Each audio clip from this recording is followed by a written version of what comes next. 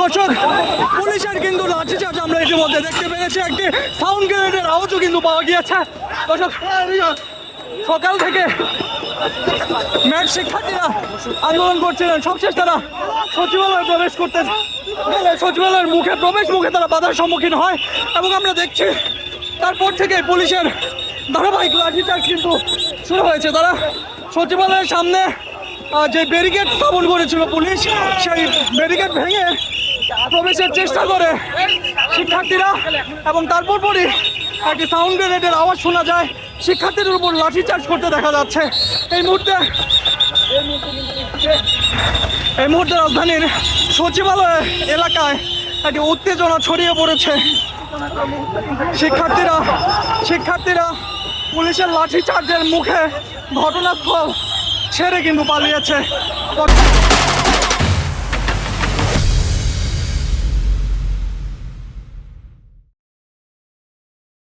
যুক্ত আছেন কালের কণ্ঠের সাথে, আমরা দেখানোর চেষ্টা করছি সচিবালয়ের সর্বশেষ পরিস্থিতি।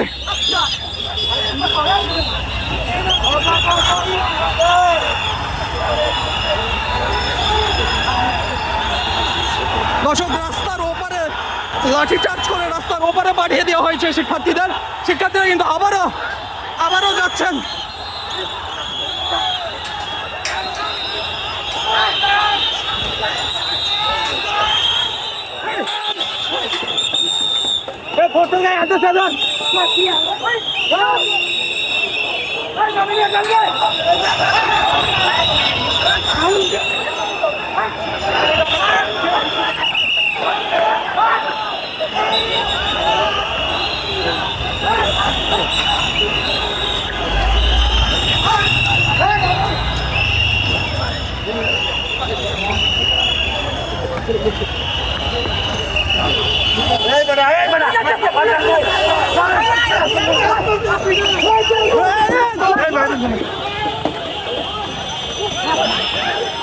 ইতিমধ্যে